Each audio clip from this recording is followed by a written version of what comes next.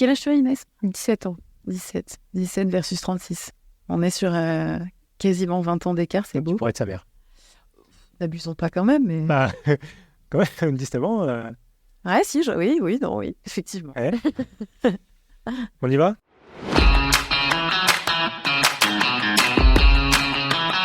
Bocal. Bonjour tout le monde et bienvenue dans Bocal, le podcast qui parle rémois. Je suis Sébastien et je reçois ici chaque mois 2 rémois ou rémoises pour discuter de leur vie, leurs projets, de leur rapport avec la ville des Sacres. Alors, je ne suis pas journaliste, il ne s'agit pas d'une interview, mais plutôt d'une discussion entre personnes passionnées. Alors installez-vous confortablement et laissez-moi vous emmener dans l'univers de Bocal avec mes 2 invités du jour, Inès Zizoun et Aurélie Lepotier. Comment allez-vous? Ça va super, merci beaucoup. Ça va, merci. Avant de vous présenter, j'ai une première question qui est la tradition pour démarrer. Pourquoi avez-vous accepté mon invitation? C'est la seule question piège de tout le podcast. Écoute, moi j'ai accepté parce que effectivement je suis ton travail depuis quelques temps. On a eu l'occasion de faire une séance photo ensemble il y a quelques temps de cela. Et je me suis dit, allez, go, on y va, ça fait plaisir, c'est plutôt bon enfant, donc allons-y. Et Inès, c'est un peu la même chose. On s'était rencontrés dans le cadre de la série photo rémoise. Oui, en soi, c'est un peu la même chose. Puis j'adore tester de nouvelles expériences et j'avais jamais encore testé le podcast, donc c'est super. Ce sera une première. Voilà, Pour moi aussi, ceci dit. Est-ce que vous vous connaissez toutes les deux? Pas du tout, non. Inès, tu peux te présenter? Du coup, je m'appelle Inès Zizoun, j'ai 17 ans et en mars 2022, maintenant, c'est vrai que ça commence à remonter. J'ai été élue Miss 15-17 Marne 2022, puis en novembre de la même année, 4e dauphine 15-17 Champagne-Ardenne. D'accord, et tu te représentes cette année? Oui, cette année, je me représente pour Miss Miss 15-17 Champagne-Ardenne. Champagne-Ardenne, d'accord. Et comment on gère à la fois la vie de Miss et la vie d'une étudiante? Alors, c'est vrai que parfois, ça peut être très compliqué de concilier les deux, parce qu'on a notamment des week-ends de répétition, et cette année, je suis dans l'année du bac, donc c'est vrai qu'il faut concilier, il faut être très bien organisé. Dans ton lycée, tu as déjà subi justement de la jalousie due à ta notoriété, entre guillemets, ou à tes titres de Miss France? Je ne sais pas si on peut qualifier ça de jalousie, mais oui, effectivement, on m'a déjà dit on m'a déjà fait des petites remarques comme oh, il y a la Miss, oh, qu'est-ce qu'elle se la pète, des choses comme ça, mais bon, j'y prête pas vraiment attention. Après, à l'inverse, la question qu'on peut se poser, c'est est-ce que tu as eu des compliments, les gens sont contents pour toi, et je pense que tu as eu plus de positifs que de négatifs, oui, on est d'accord. Plus, c'est d'ailleurs pour ça que j'abandonne pas. C'est quelque chose dont tu parles facilement, toi, dans ton lycée, justement, tes titres de Miss? Oui, parce que j'en suis très fière, j'en en ai pas honte, et je vois pas pourquoi je devrais en avoir honte. Mais il n'y a aucune raison d'en avoir honte. Oui, c'est vrai. Au contraire, c'est quelque chose de plutôt glorifique, non? Je ne sais pas si le mot gloire est bien choisi. Ça dépend. Effectivement, il y a une certaine fierté par rapport à ça, oui, effectivement. Aurélie, tu peux te présenter? Oui, bien sûr. Alors, Aurélie, j'ai 36 ans, donc je suis ici parce que j'ai eu moi aussi un parcours de Miss. J'ai fait partie du comité Jean Raybaud, qui est le comité Miss France historique. Donc c'était en 2012. J'ai été finaliste donc, de l'élection donc, de Miss Aube, que j'ai remportée, Miss Champagne-Ardenne et Miss France. J'ai remporté Miss France donc, en 2012. Est-ce que quand on est Miss France, c'est comme quand on est président de la République, c'est un titre qu'on garde à vie? Est-ce qu'on est toujours Miss France? Alors oui, il y a toujours cette petite part en moi, dans mon petit cœur, qui me dit « Ah oui, je l'ai fait ». Et effectivement, c'est comme tu dis, c'est une petite fierté. Alors, on ne le crie pas forcément sur les toits, hein, ça fait plus de 10 ans aujourd'hui, et c'est vrai que bon, c'est plus ce côté un peu souvenir joyeux. En 2012, après ton sacre, tu disais dans une interview vouloir travailler dans le commerce international, indiquant que le statut de Miss France allait t'aider justement à t'exercer à la communication. Donc 11 ans après, qu'est-ce qu'il en est réellement? Alors, effectivement, j'ai dit ça. Tu es très bien renseigné. Ouais. Moi aussi, hein, quand j'étais Miss, je devais avoir 24 ans, je crois. Aujourd'hui, j'en ai 36, donc je vous laisse faire le calcul. J'ai fait donc des études en commerce. Et aujourd'hui, je suis responsable grand compte dans une entreprise qui vend de la prestation de services, donc un petit peu sur Paris, Reims et un petit peu dans toute la France finalement. Donc, pas de notion internationale, mais c'est vrai que faire les Miss, ça m'a quand même apporté quelque chose dans le sens où on apprend à aussi mieux se connaître en termes de communication, on est sur le devant de la scène et puis parfois on vous lance un peu sur une scène en mode « Allez, vas-y Aurélie, maintenant c'est à ton tour ». T'as pas de texte, tu prépares pas. Tu apprends à t'exprimer, à faire face à des gens. C'est ça. Quelque part, ça reste de la négociation même. Je dirais pas ça, on négocie pas sa place de Miss en fait. Tu négocies ton image un peu. En tout cas, au sein de ce comité en question, j'ai pas eu le sentiment de devoir négocier quoi que ce soit. Okay. On n'était pas pieds et poings liés, on était plutôt accompagnés dans une vraie bienveillance, mais on n'était pas mis en scène. C'est ce que je garde en tout cas de 16 années, parce qu'il y en a eu finalement, c'était un peu à cheval sur 2-3 ans. Et j'étais donc accompagnée de Muriel Trueba, qui était donc la présidente à l'époque du comité. Et c'est vrai que voilà, t'es dans un univers. Après, tu te dépatouilles comme tu peux, mais ça reste bienveillant, ça reste engageant, mais tu grandis. Et c'est pareil dans tous les comités, justement. Enfin, je veux dire, la notion de Miss est vécue pareil dans tous les comités. C'est peut-être différent pour toi chez les Miss 15-17, c'est peut-être pas les mêmes comités que pour les Miss seniors. Oui, après, c'est vrai que c'est la même mentalité. Mais je pense, après, je n'ai jamais encore vécu l'expérience des grands, mais je pense qu'on est plus accompagné.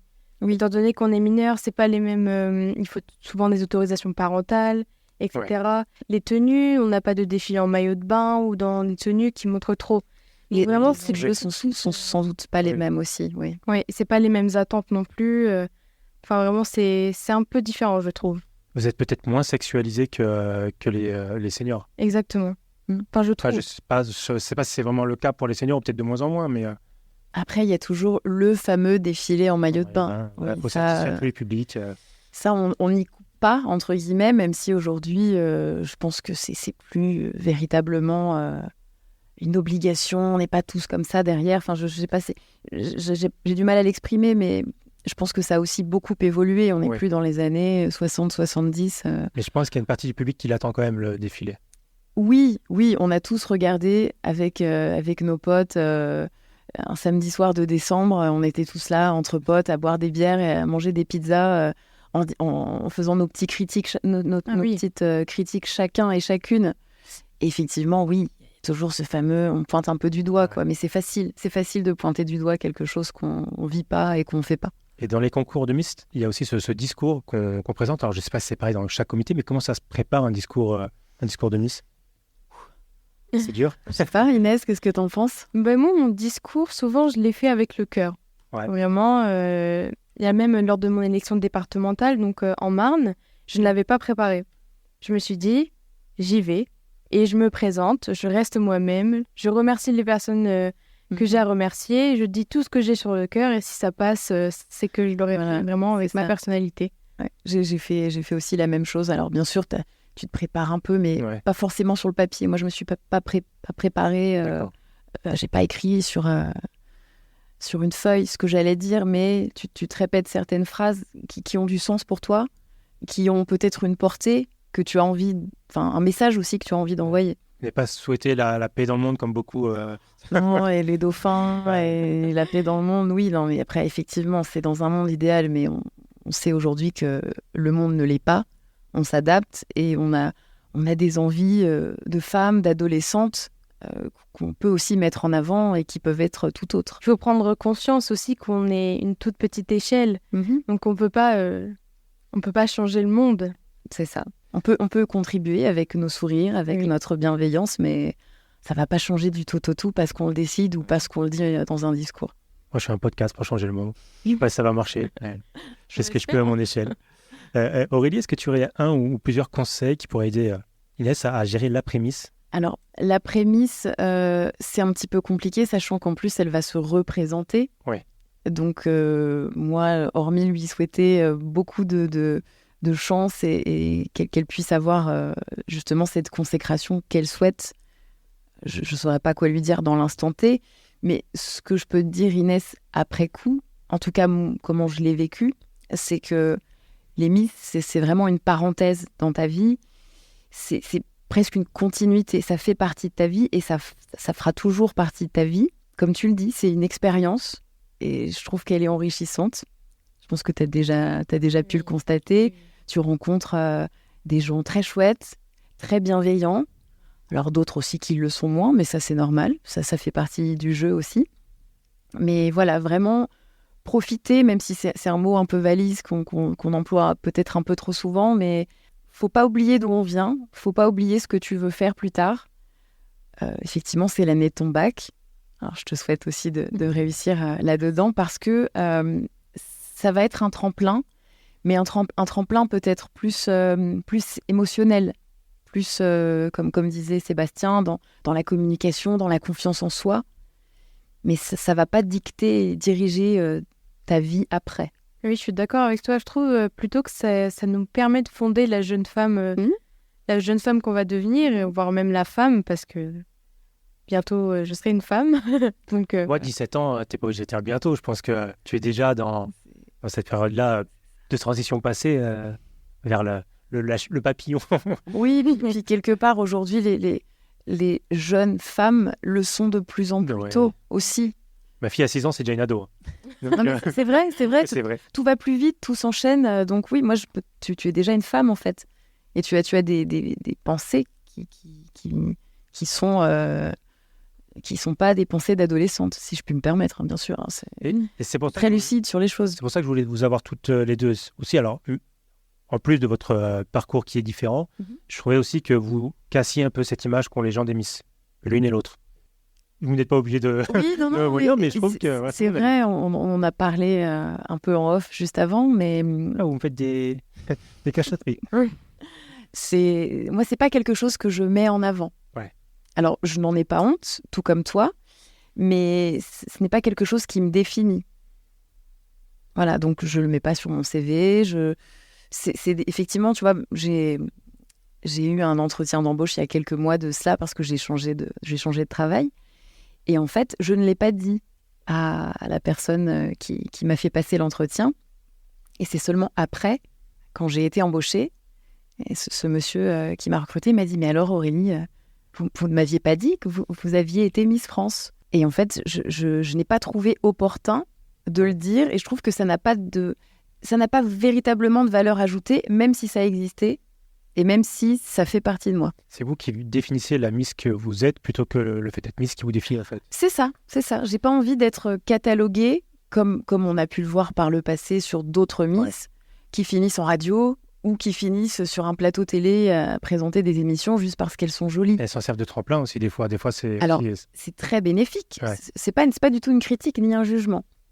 Mais je n'avais pas envie qu'on me voie juste comme une jolie fille, en fait. J'ai aussi un cerveau. J'ai aussi des envies, c'est ce côté-là de la chose que je regrette un peu et qui aurait pu laisser des traces. Mais visiblement, tout s'est bien passé pour moi, donc ça va. C'est vrai que quand on s'est rencontrés, donc moi j'étais en train de faire une série photo sur les Rémois. C'est toi qui m'as contacté pour faire une interview. Oui, j'étais chargée de communication et je faisais un petit peu de journalisme à l'époque dans un média participatif rémois. Et moi, je t'ai proposé en échange de faire des photos pour la série que tu as accepté. Et ce n'est qu'après avoir fait les photos, effectivement, que j'ai appris que tu étais Miss France. Alors, je ne sais plus si tu me l'as dit ou si je suis tombé dessus, enfin, je ne sais pas. Mais effectivement, tu m'en as pas parlé avant de faire les photos et c'est très bien parce que peut-être que inconsciemment, mon regard de photographe aurait été influencé par ça. Oui, et pour autant, tu vois, ça aurait biaisé ta vision... Donc, peut-être de ma personne aussi. Ouais, je pense. Et alors, je te rends la parole après Inès, on va pas non plus en parler de façon plus détaillée que ça, mais c'est vrai que j'ai eu l'occasion aussi, comme toi, tu vois, des petites critiques où on me dit « Ah bah oui, t'es Miss, un peu, tu sais, plante verte, un peu pot de fleurs, un peu... » toutes ces choses qu'on n'a pas envie d'entendre et qui ne sont pas ce qu'on est vraiment. On est une âme, on est un humain, tu vois, il y a toutes ces choses-là autour et ça fait aussi partie de ce pourquoi je ne le crie pas sur les toits. Oui, en réalité, la Miss, c'est qu'une façade de notre personnalité puisque on est une personne à part entière et ça ne nous définit pas entièrement. Alors justement, pour vous définir, qu'est-ce qu'ils disent vos amis de vous ? S'il y avait un mot qui devait vous définir. Ah, vous voulez pas venir celle-ci ? Alors, non, c'est vrai, c'est une belle question. C'est vrai que c'est ce moment d'introspection et... je sais que mes proches, en particulier ma mère, me décrivent comme une personne généreuse. D'accord. Voilà, c'est souvent le mot qui vient à l'esprit. Voilà. J'ai souvent ce côté aussi très bienveillance, souriante. Après, j'ai aussi des défauts. Hein. Allez, balance. Oh oui. Balance, ta mère Oui. n'est pas là en plus, donc on peut le dire. Je suis très têtue. D'accord. Très, très têtue.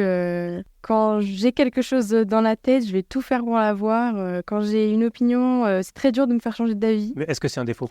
Je suis pas sûre. Les Non. deux en même temps. La détermination, c'est bien. Faut pas que ça te mène dans des sphères où tu te perds, mais Oui. je trouve que la détermination, c'est un beau défaut, finalement. On peut Oui. dire ça. Et, Inès, justement, pour revenir sur l'après-Miss, comment tu l'envisages, toi, l'après-Miss? Est-ce que tu envisages de te présenter justement à des concours seniors ou continuer après le 15-17? Alors oui, mais j'envisage de m'inscrire donc dans le comité Miss France, j'espère, mais plus aux alentours de 20 ans. Ouais. Pas Finir tes directement études, à 18 ans. Non, parce que mais j'envisage de longues études, je pourrais en parler après. Qu'est-ce que tu veux faire? Pourquoi attendre après? Ah bah, on Dis-nous. peut en parler maintenant. J'ai pour but de devenir avocate. Oui, c'est vrai. super. Oui, c'est vrai que c'est des longues études, donc voilà, donc, plus dans le droit international, tout ça. Mais je trouve que le métier de Miss, je vais dire un métier entre guillemets, je ne sais pas si on peut vraiment qualifier ça de métier, mais ça peut t'aider dans le métier d'avocat. Faire une plaidoirie ou parler La de prise de jury. parole? Voilà, c'est pas si Bien d'accord. éloigné. Bah, tu vois, ça aussi, encore une fois, ça casse les préjugés qu'ont les gens des Miss, alors que je suis sûr que c'est pas tant rare. Solène Scholler est médecin, ou faisait des études de médecine, Oui. l'ancienne Miss Reims, donc voilà, toutes les Miss ne sont pas... Les mœurs ont beaucoup évolué, Ouais. Ouais. énormément. Bah, Marie après, de l'orphelin aussi. oui, et c'est un échantillon de la c'est- population après, donc il Oui. y en a qui sont très intelligentes, il y en a qui Il y a, le sont moins. il y a de tout, voilà, comme les gens qui nous entourent. C'est ça. Inès, toi qui es mineure, quelle est la part d'influence, alors je mets des gros guillemets, mais et tu peux le dire parce qu'elle n'est pas là, de ta mère sur ton parcours? Alors c'est vrai que ma mère a l'œil sur tout ce que je fais, ce qui est totalement raison. légitime. Tu as raison, vu ton âge, oui, c'est... Et oui, c'est vrai que... Mais ça m'apporte un soutien énorme. Parce que sans ma mère, j'aurais pas été capable de faire toutes les choses avec des guillemets, parce que j'ai pas non plus gravi des montagnes, mais toutes les choses que j'ai pu entreprendre, que j'ai pu réaliser, c'est vraiment en grande partie grâce à ma mère. Le soutien, c'est vraiment hyper important. Et est-ce que te présenter à un concours de beauté, ça vient d'elle à la part indirectement ou de toi? Je pose la question parce que je sais que des fois, il y a des enfants qui sont encouragés peut-être par les parents à faire des concours. Du coup, là, ça vient de toi, ça vient de celle qui t'a soufflé? Alors non, ça vient vraiment de moi. Pour la petite anecdote, avec ma mère, depuis que je suis toute petite, on regarde les élections Miss France à la télé comme beaucoup de jeunes filles. Moi aussi, et j'ai jamais voulu être Miss France. Hein. Voilà. Et donc voilà, ça a toujours été un rêve pour moi. Mais à vrai dire, je m'en sentais pas vraiment capable, dû à un gros manque de confiance en moi, etc. Et lors d'une émission à la télé, j'ai vu que le comité 15-17 existait. Et je me suis dit, et j'avais 15 ans à cette époque-là, et je me suis dit, mais testons. Go, quoi. Ouais. C'est le moment de le faire. T'as C'est là que je raison. veux le faire. Hein. Et justement, tu parlais de la confiance en toi. Le fait d'être confronté au regard des autres, est-ce que ça vous a permis de porter un autre regard sur vous-même et de prendre confiance également en vous? Oui, je pense. Je pense qu'effectivement, quand on est jeune ado ou jeune femme, on n'a pas nécessairement confiance en soi, en l'image qu'on peut renvoyer. On ne se voit pas, fondamentalement. Donc c'est vrai que les encouragements, le soutien, ça devient vraiment c'est très précieux, en fait. Est-ce Et qu'il n'y a pas ce danger-là aussi de se voir à travers le prisme des autres qui vous voient en tant que Miss et donc toujours bien habillée, belle, vous êtes belle, voilà, on vous le répète peut-être même beaucoup. Est-ce qu'il n'y a pas ce danger-là aussi on se connaît. Ouais. Alors peut-être à différentes échelles en fonction de l'âge qu'on a, mais je pense Inès, à 17 ans, tu as l'air, comme tu dis, tu es très déterminée, tu sais où tu vas, tu sais ce que tu veux. Oui, je suis d'accord. Comment vous gérez le regard des autres? De mieux en mieux. Ouais. Plus on vieillit, plus on s'en fout, en fait. On est assez détaché, je dirais. Je suis d'accord. Ça vaut pas que pour les Miss, hein. Je pense que même pour un mec, Oui. plus tu vieillis, plus t'en as rien à foutre en fait, Oui, du regard des autres quelque part. Ouais. Ça revient au fait de, voilà, on se connaît, on sait qui on est, on n'a plus besoin de l'entendre Ouais. d'une tierce personne, en fait. On sait ce qu'on veut, on connaît nos valeurs. Alors, voilà, il y a parfois des parcours un peu, voilà, pas chaotiques, mais on peut se chercher. Ouais. Et c'est tout à fait légitime de se chercher. L'important, c'est de se trouver, de ne pas rester figé et d'avancer. Alors justement, comme tu dis, moi j'ai eu énormément de mal à me trouver. Mhm. Et justement, il y a eu ce jour où j'ai eu le déclic de me dire, mais qu'est-ce qu'ils vont changer à ta vie, ces gens-là? Qu'est-ce que les gens vont t'apporter? Ouais. Tu es la seule responsable de ton destin, tu es la seule responsable de l'avenir que tu vas te construire. Donc en fait, vis ta vie et fais les choses dont tu as envie. Et... C'était le regard des autres qui te pesait du coup? Oui, et même le regard que j'avais de moi-même. D'habitude, je parle beaucoup de moi aussi sur le podcast parce que c'est une discussion et je donne mon vécu. Là, je peux moins le faire parce que je n'ai pas de vécu de Miss, donc c'est difficile. Mais pour parler de ça, je sais que moi, à ton âge, Inès, c'était très compliqué pour moi de traverser la cour du lycée. Si je savais qu'il y avait... Alors, si c'est blindé de monde, ça va. S'il y a 1 ou 2 personnes dans la cour, je me sentais observé. Et tu vois, c'était très difficile. Oui, je comprends, il ne faut pas croire, hein, mais je parle en connaissance de cause. Mais moi aussi, en 3e, même en 4e, j'étais comme ça avec mon sac à dos. Je n'osais même pas passer, en fait. J'arrivais même pas à commander au McDo quand j'en mangeais encore. Tu vois, j'étais très timide. J'étais même introvertie. Et aujourd'hui, c'est un peu tout le contraire. Étonnamment, je parle à tout le monde dans la rue, les caissières, tout ce que tu veux. C'est souvent un outil pour combattre la timidité, justement, de s'extravertir. Des fois, on en fait plus, justement, pour cacher qu'on l'est moins. Oui, c'est ça. Après, je peux être très bienveillante et parler beaucoup à un peu tout le monde. Mais par contre, les gens qui rentrent dans mon cercle intime, je les choisis avec beaucoup de soin et de précaution. C'est ce que je dis souvent. Moi, je suis très sociable, mais je choisis les gens avec qui je veux l'être. C'est ça. Je peux pas être sociable avec tout le monde et j'ai un certain temps. Oui, puis il y a un degré d'intimité que tu partages ou non. Tu peux avoir des discussions très intéressantes avec des inconnus. C'est pas pour autant que tu vas les inviter chez toi.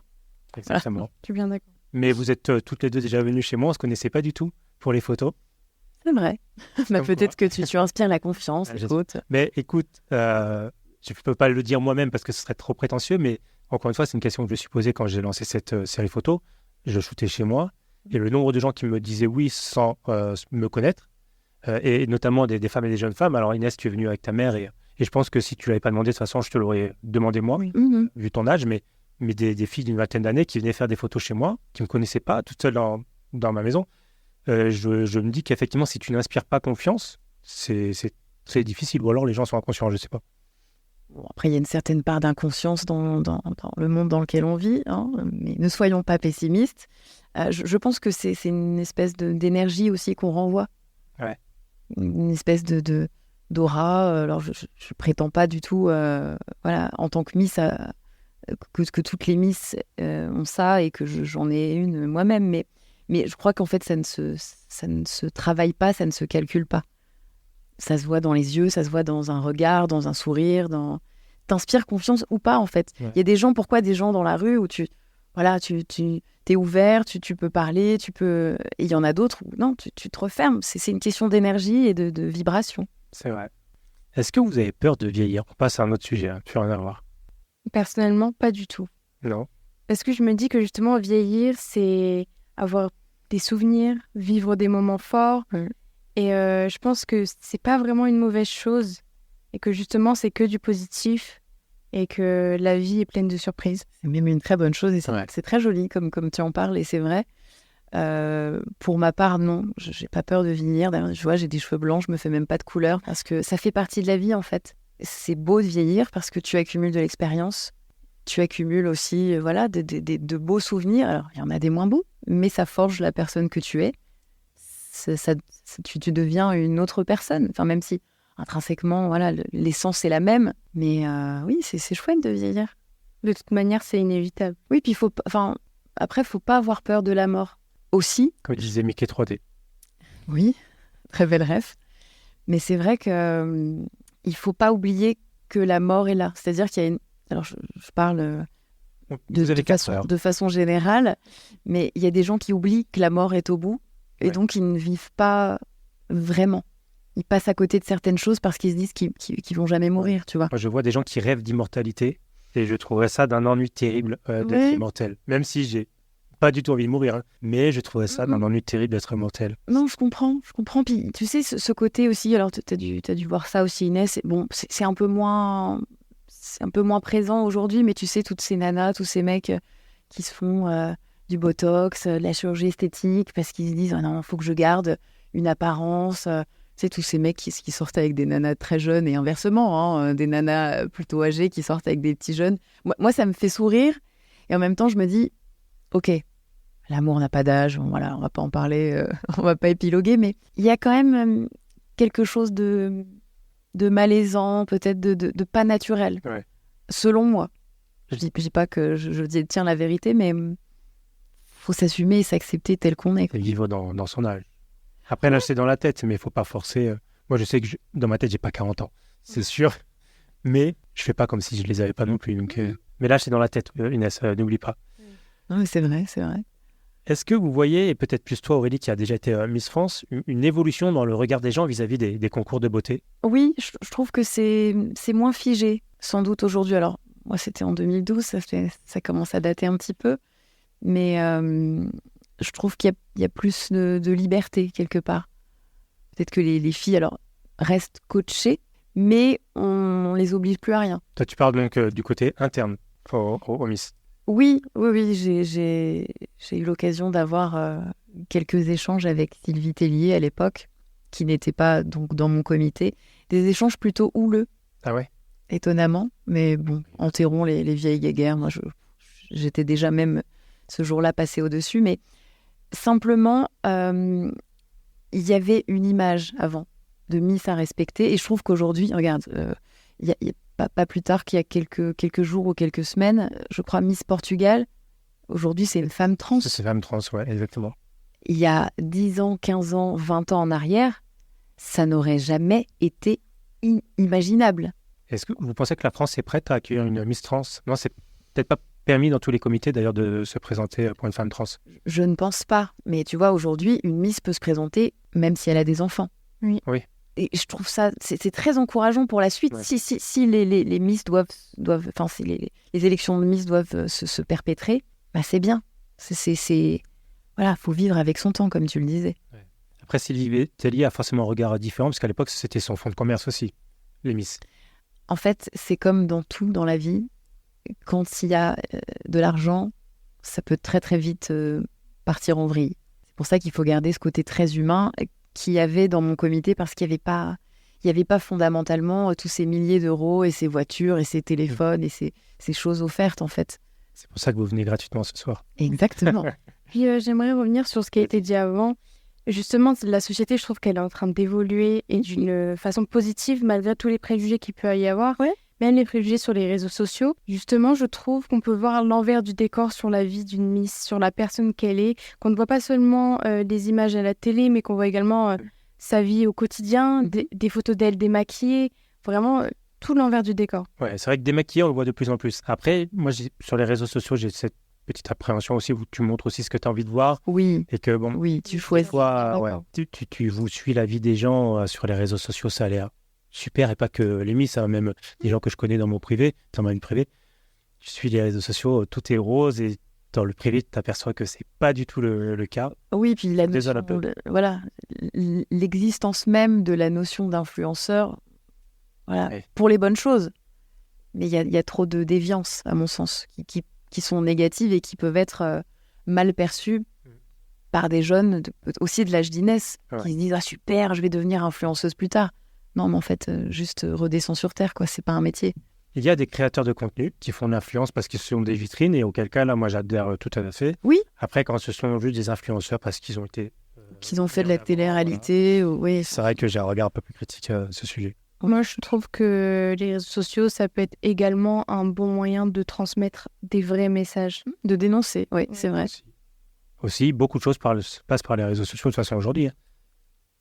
C'est difficile de faire ça. Oui, après, de mon point de vue, moi, je tends un peu à tempérer, justement. C'est-à-dire que je partage vraiment plus autant qu'avant, quoi. Ouais. J'ai eu ma période, on l'a tous eu, où on a besoin de dévoiler un peu, mais en fait, aujourd'hui, de toute façon, on se suit. Hein, j'ai plus à cœur de partager cette intimité, quoi. Je préfère la vivre plutôt que de la partager. J'ai eu cette période sur Skyblog, alors c'est dire que ça monte. Oui. Et c'est vrai que les réseaux sociaux, hormis pour les médias ou pour mes photos pro, quoi, mes projets photos, alors, sinon je raconte quasiment rien de ma vie. J'ai pas ce besoin ni cette envie de... Des fois, j'ai l'impression que les gens attendent l'approbation, en fait, du public, entre guillemets, enfin des followers. Et les gens leur disent, oui, c'est bien ce que tu fais. Ah oui, c'était... Enfin, j'ai pas besoin de l'approbation des gens. Alors, pour un média comme ça, effectivement, j'aime bien avoir des retours parce que c'est là pour mettre les gens en avant. Donc, si personne ne fait de retour, c'est un peu dommage. Mais pour ce que je fais, moi, perso, dans ma vie privée, rien à foutre. Vraiment. Oui, puis après, l'avantage du podcast ou des réseaux sociaux, d'ailleurs, c'est aussi de dénoncer des causes qui sont nobles, qui sont justes, qui ont un impact, soit dans ta vie, soit, tu vois, le cancer, je sais pas, enfin, il y a tout un tas de causes qui sont justes et honorables, et là, qui méritent d'être mises en avant. À côté de ça, effectivement, il y a des comptes très intéressants, très intelligents, des influenceurs aussi qui influencent sur des sujets comme leur maladie, ou voilà, ça permet aussi d'apporter des regards sur certains sujets sensibles. Là, justement, on va passer à un sujet qui fâche. Non, c'est pas vrai. Que répondez-vous aux personnes donc, qui dénoncent les concours de beauté en les trouvant réac ou misogynes? Est-ce que c'est le cas déjà? Vous qui êtes dedans? Comme je le disais, ça a pu l'être il y a quelques dizaines d'années, parce que la femme n'avait pas la place qu'elle a aujourd'hui. Il y aura toujours cette petite voix dans nos têtes qui pourrait avoir ce genre de pensée. Mais bon, après, pour l'avoir fait, effectivement, pas plus, pas moins, quoi. Même si j'ai souhaité volontairement m'en éloigner aujourd'hui, c'était pas pour ces raisons-là. D'accord. Inès, ton avis là-dessus? Que justement, les concours de Miss, ça permet de mettre en avant la femme actuelle. La femme actuelle qui peut être ronde, qui peut être plus petite. Après, quand je dis plus petite, il y a des minimums dans certains comités. Et dans d'autres comités, il n'y a pas de taille minimale requise. Pour les 15-17, peut-être. Mais pour les seniors, c'est 1m70 et ce sera toujours 1m70. Pas dans tous les comités. Non. Pas dans tous, non. Il y a par exemple Miss Excellence, c'est un tout petit peu en dessous. Ça a été créé par Geneviève de Fontenay également. C'est 1m68. Après, on parle de 2 cm, Inès. Mais... C'est beaucoup moins connu aux échelles régionales, etc. S'il n'y a pas de taille requise, enfin, vraiment, ça dépend.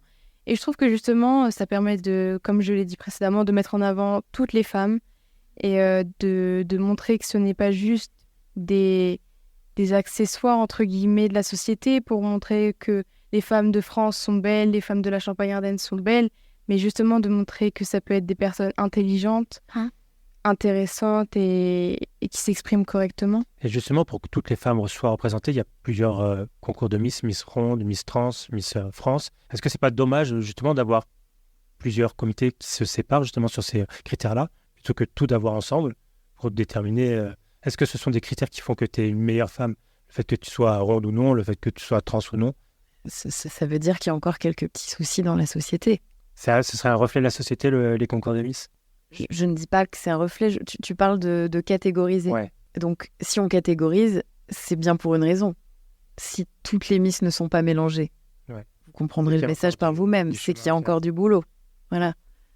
Mais contrairement à il y a quelques années, maintenant les femmes rondes ont leur chance. On accorde justement de pouvoir vivre cette expérience à toutes les femmes. Donc je trouve qu'il y a déjà quand même une petite avancée, même si elle n'est pas encore terminée. Bon, dernière question sur l'arc Miss, et après on passe à autre chose. Comment ça se passe entre Miss ou entre candidates? Comment vous gérez la concurrence, s'il y en a déjà de la concurrence? Alors, personnellement, dans mon comité... T'étais la meilleure, t'as gagné. Donc...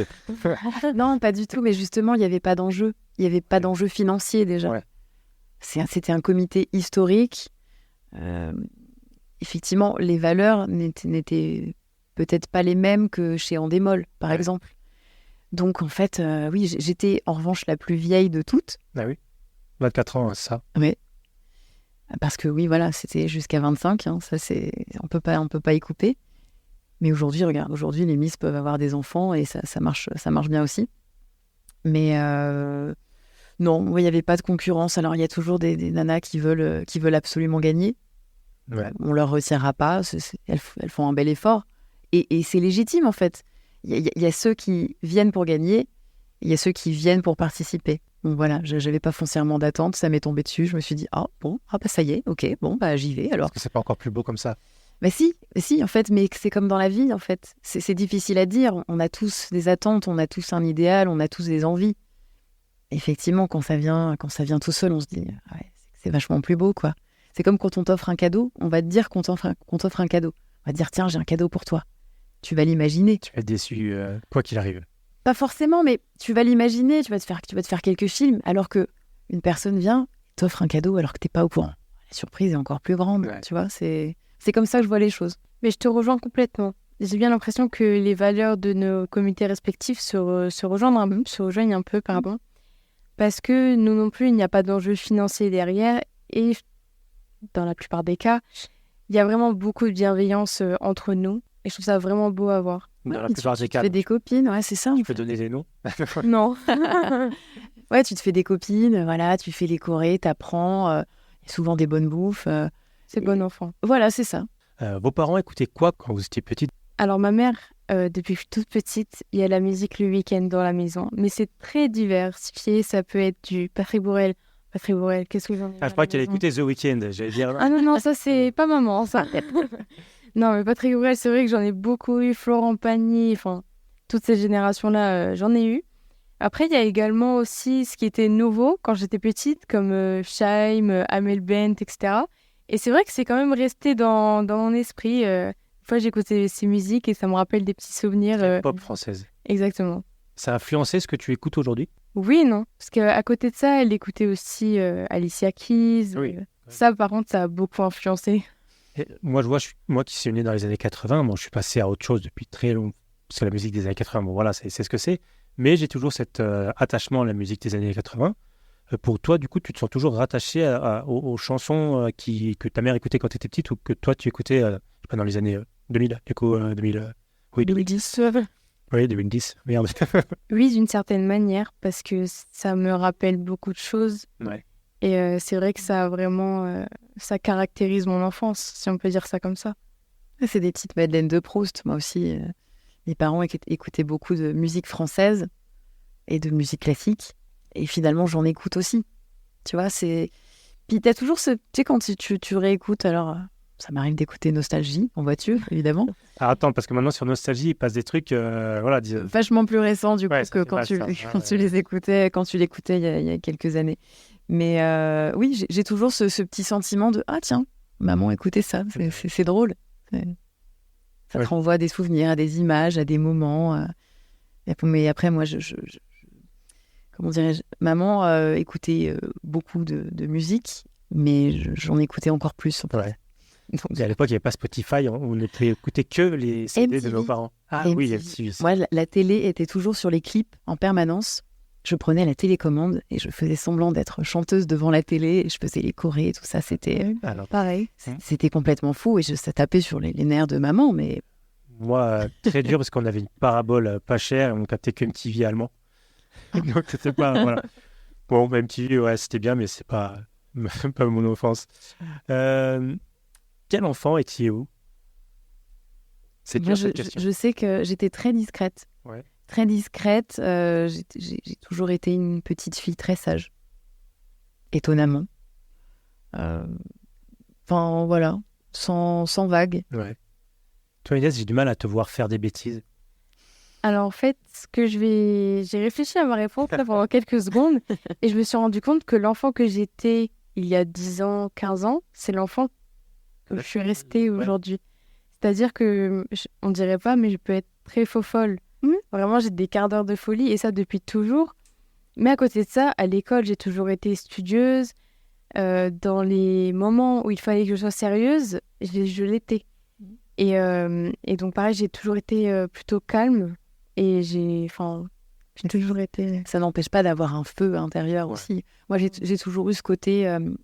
Et encore aujourd'hui, c'est pour ça que je pense que voilà, on garde malgré tout notre âme d'enfant et je pense que c'est primordial, à l'instar du Petit Prince, tu vois. J'allais dire qu'il faut garder sa part d'enfant. Ouais, j'ai ce côté où je très passionnée, mais bon, un peu rêveuse aussi, mais je m'émerveille de tout. Et déjà à l'époque, tu montres une fleur, un truc qui vole, qui passe, mon attention est toujours détournée très facilement. J'étais pas forcément une bonne élève, tu vois. Je faisais le minimum et c'était déjà très bien. C'est ça. Et ça passait à chaque fois. Et moi, il y a des paroles de Brel que je cite, je crois, dans chaque podcast, mais qui disait dans la chanson des Vieux Amants, en gros, il dit on a su être vieux sans être adulte. C'est ça, tu vois, garder un peu ton côté enfantin, pas enfantin, mais enfant, en tout cas, ton âme d'enfant, je pense que c'est important pour te construire aussi. Et si tu deviens que adulte, c'est chiant. c'est chiant d'être adulte. Bah, c'est monotone et tu te fiches dans quelque chose tu passes à côté de belles choses aussi, je pense. Ouais. D'expériences nouvelles, de choses comme ça. Quand on est vieux, on devient souvent con, en fait. Il paraît qu'on est moins curieux, on écoute moins de nouvelles musiques. Alors moi, j'ai du mal à me reconnaître dans ces descriptions. Et il paraît que plus on vieillit et moins on découvre de nouvelles musiques, on découvre de nouvelles choses. Ce sont des études, c'est pas moi qui l'invente. Hein. Alors, à mon sens, après Inès, je te laisserai, parce que je sens qu'il y a quelque chose de très intéressant qui va sortir, mais moi, ça a quand même attrait à la curiosité. C'est-à-dire qu'on est curieux ou on ne l'est pas. Et ça, c'est vraiment propre à la personne et à la personnalité. Ouais. J'ai toujours été curieuse, que j'ai 10, 15, 20, 30, peu importe en fait, j'ai le sentiment que je le serai toujours. C'est intrinsèque. Après, bon, tu vois, j'en parlais avec un ami hier qui me disait oh là là, moi j'ai des potes, ça y est, ils sont parents, voilà, ils sont dans une case, c'est fini, ils pensent qu'aux gosses, ils pensent à payer la baraque, les études, le chien, machin. Et ils font plus les choses qu'ils faisaient avant. Ouais. Tu vois, moi, j'ai pas d'enfant, j'en voudrais, et j'ai pas envie de devenir cette personne qui reste cloisonnée dans une strate, dans une atmosphère. Parce que la vie, c'est une pluralité de choses, et si tu passes à côté, tu meurs. C'est un effort à faire, parce que moi, je suis père, mais justement, je me reconnais pas du tout là-dedans, parce que je fais beaucoup d'autres choses à côté, et je pense que je pourrais pas ne pas faire. J'ai essayé. Sûr. Et ça aboutit sur ce projet. J'essaie de rien faire et voilà, j'en fais encore plus. C'est pour ça que tu n'as pas le sentiment d'avoir 40 ans. C'est ça, je pense, ouais. Parce que je ne cesse pas d'être curieux et de se faire. Inès, tu voulais dire quelque chose? Oui, je voulais dire justement, moi j'ai déjà eu l'occasion, comme vous, je pense, de rencontrer des personnes qui restent vraiment cloîtrées, entre guillemets, dans leur génération, dans leur époque. Et quand ils entendent, par exemple, des musiques de notre génération, ils se disent, mais qu'est-ce que c'est que cette horreur? Nous, c'était pas comme ça. Ouais. Ils ont tendance à comparer alors que c'est juste pas comparable. C'est l'étroitesse d'esprit. C'est vrai. Ça peut arriver. Et c'est comme les Miss trans. Au début, voilà. Je dis pas qu'on a du mal à avaler la pilule, mais voilà. Je veux dire, il y a des gens qui n'aiment pas les homos, il y a des gens qui n'aiment pas. En fait, soit tu es assimilé à ça et tu n'en as pas envie, en fait. Enfin, tu vois, c'est tout un groupement de choses qui fait qu'il faut pas s'enfermer dans quelque chose, parce que c'est là que ça devient malsain et que ça devient toxique. Et pour les Miss Trans, le comité se cachait derrière les règles où tu n'avais pas le droit de faire de chirurgie esthétique pour être Miss. Et forcément, du coup, une Miss Trans avait subi de la chirurgie. Et je pense qu'il se cachait aussi un peu derrière cette règle. Ouais, mais voilà, faut évoluer, s'enfermer dans une seule et même façon de penser. Ça n'a jamais été positif et ça ne le sera jamais, à mon sens. La société évolue et de toute manière, il y aura toujours des gens qui ne seront pas contents. On ne peut pas plaire à tout le monde. Donc... Ça, une fois que tu as compris ça, tu as tout compris. Hein. Si tu fais pas les choses pour toi et que tu les fais pour les autres, de toute façon, ça ne marchera jamais, je pense. Oui, puis encore une fois, c'est une question de compréhension de l'autre et de soi. Ouais. En comprenant ce qui se passe autour de soi, on arrive à mieux se comprendre aussi nous-mêmes. Puis c'est tout un enchaînement, quoi. Mais on passe toujours par une phase où on écoute plus ceux qui nous disent de mal de nous, de notre travail, plutôt que ceux qui nous félicitent. La critique est plus facile que le compliment. Ouais. Les mécontents font plus de bruit aussi, bien souvent. Donc, tu prends plus facilement la parole pour dire que tu n'es pas content que pour dire que tu es content. C'est dur. C'est aussi dur. Et je pense que les gens ne sont plus habitués. Alors, Dieu merci, il y en a encore qui le font, mais c'est dur de faire un compliment. Mais tu vois, il y a quelques jours, c'est drôle, j'ai croisé une petite mamie trop mignonne dans la rue et je lui ai dit... Elle a eu peur. Non, mais tu vois, c'est compliqué de dire de belles choses. Ouais. Tu vois, par un exemple tout con, mais qui parlera à tout le monde, mais parfois c'est compliqué de dire je t'aime. Et pourtant on le pense 1 milliard de fois. Mais on va avoir du mal à le dire. Alors que dire, ah putain, t'es con, tu me fais chier, t'as pas rangé tes chaussettes sales, ça c'est facile. Mais tu vois, c'est ce côté, après je parle du couple, mais ça peut être en amitié aussi. Un vrai ami, pour moi, c'est quelqu'un qui va te dire ce que t'as pas envie d'entendre. Ouais.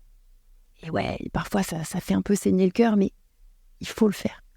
Donc, au même titre qu'il faut dire les mauvaises choses, enfin mauvaises, il faut aussi dire les bonnes choses. Les belles, celles qui font du bien, celles qui réchauffent. Et parce que ça fait du bien. Mais je vous attends dans les commentaires du prochain podcast pour dire que des belles choses, s'il vous plaît. Tu voulais réagir, Inès, là-dessus? Mais je trouve que ça dépend des personnes. Il y a des personnes qui auront plus tendance à dire de belles choses et des personnes qui auront plus tendance à critiquer, etc. Je vais prendre mon exemple parce que c'est le plus facile. Ah, bien sûr. Moi, je sais que j'ai un peu de mal à dire les choses qui sont mauvaises parce que j'ai peur de blesser l'autre. Mais par contre, quand il s'agit de mes amis ou de mes proches, si quelque chose ne va pas ou n'est pas bien, je vais leur dire, mais pour leur bien toujours. J'ai du mal à faire des critiques faciles, entre guillemets. Oui, c'est de la critique objective. C'est ça. Ouais, moi, je dis souvent, dans le milieu professionnel, en tout cas, je dis surtout, dites-moi, ça va m'aider à progresser. Mais après, il y a une façon de dire les choses aussi. Tu peux être assez critique et pour autant, même sans foncièrement l'enrober, mais tu vois, tu vas envelopper les choses, tu vas dire ce que tu penses malgré tout, mais tu vas le dire avec des mots simples, tu vas pas en faire des caisses, et pour autant le message va passer. Mais quand c'est dit avec le cœur et dans la bienveillance, tu peux te permettre de tout dire en fait. L'effort que je fais aussi, c'est de trouver la chose positive avant de passer au négatif. Tu vois, j'essaie de trouver quand même, il y a toujours du positif. Oui. J'essaie déjà de trouver le positif, et puis après, moi... Après, tout dépend de la personne que tu as en face de toi. Ouais. Si la personne est à l'écoute de ce qu'on peut lui dire, tu pourras tout dire. On peut tout dire en soi. Ouais. Quand la communication est ouverte et quand tout dire, est-ce qu'on peut à tout le monde? Quand le cœur y est aussi. Mais voilà, effectivement, tu as soulevé une belle question. Que diriez-vous à l'enfant que vous aviez été? Quel conseil vous pourriez lui donner? Crois en toi, te dévalorise pas et t'arriveras à faire de grandes choses. Crois en toi, c'est bien déjà, parce que ça paraît tout con, mais c'est la première chose. Ouais, je te rejoins un petit peu. Moi, je dirais plutôt ose faire les choses. Et l'ado que j'étais, je crois, me dirait ne perds pas du temps. Ouais. Ne perds pas de temps avec des choses qui ne te font pas vibrer et qui ne sont pas alignées avec qui tu es vraiment. Ne fais pas les choses pour les autres, donc c'est un petit peu ça. Non, pas forcément, mais on a tous eu des peines de cœur, par exemple. Ouais. De gens à qui on tenait très très fort et on s'est rendu compte que c'était pas réciproque et qu'on avait perdu un peu de temps, même si on n'en perd jamais, hein, on apprend toujours. C'est ce que j'allais dire. Moi, les peines de cœur, alors c'est bizarre, mais Et c'est un exemple comme un autre, hein, c'est des amitiés un peu toxiques, des choses comme ça, on a tous vécu ça. Alors Inès, peut-être pas à ton âge, mais Seb, je pense qu'on a toujours été, enfin, on a souvent, parfois, quelquefois peut-être été dans des situations pas cool, et puis on se dit merde, qu'est-ce que je fous là, et oui. puis... Mais j'allais dire, les peines de cœur, moi, c'est presque des bons souvenirs. C'est bizarre, hein? Avec le recul, oui. Ouais. Oui. C'est cette mélancolie du moment, tu vois, et maintenant, tu sais ce qu'il y a après aussi. Sur le coup, tu le sais pas. Oui, puis ça peut être on peut être très productif aussi dans la mélancolie. Moi, j'aime ce sentiment. Ouais. Je suis autant faux-folle que ça peut m'arriver d'être mélancolique, mais je trouve que c'est un sentiment qui est pas désagréable si on sait voir le bon côté. C'est vrai. Et puis, la créativité, du coup, est plutôt décuplée, je dirais. Et le travail sur soi aussi. Mais c'est important. Quel est votre plus ancien souvenir? Bon, Inès, t'as pas un effort fou à faire? Le plus ancien souvenir de la vie en général? Ouais. Alors moi, j'ai toujours été plutôt proche de la nature.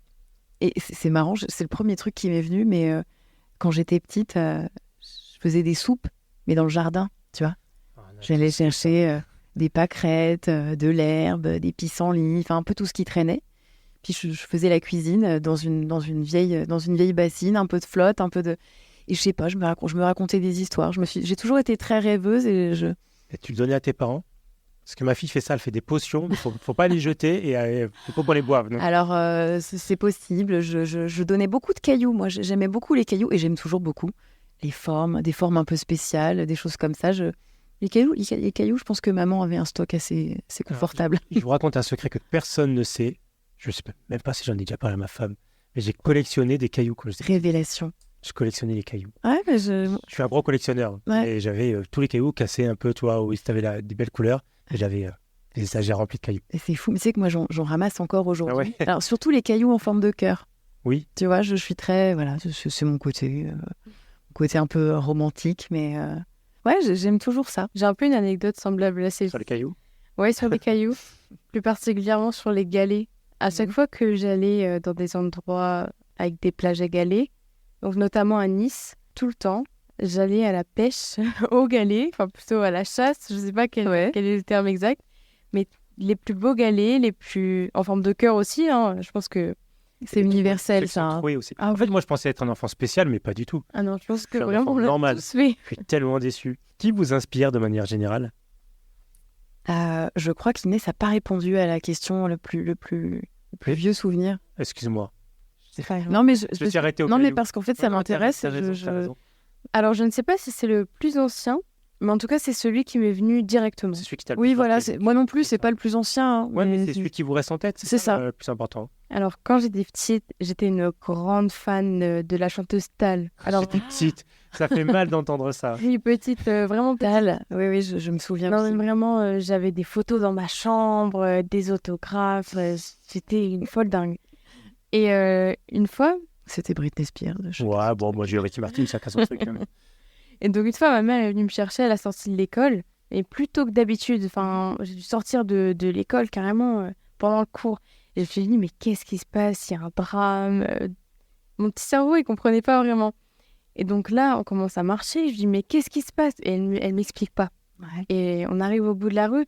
Et il y a un monsieur qui commence à me filmer, etc. Et en fait, ma mère, elle avait gagné je crois que c'était un concours. Et j'avais gagné une rencontre avec Tal. Comme l'émission de TF1. Oui. Génial. Et du coup, illico presto, on a pris le train direction Châlons-en-Champagne. Et j'ai rencontré Tal dans sa loge. Trop bien. Et alors, t'en gardes un... Ah oui, un merveilleux souvenir. C'est fabuleux de pouvoir faire ça avec sa maman. Ouais. Je comprends mieux les liens très forts que tu as avec elle. Oui. Pour revenir sur le quand j'étais petite, qui nous faut un coup de vieux, il y a un truc moi qui marche à tous les coups, c'est t'es bientôt majeur.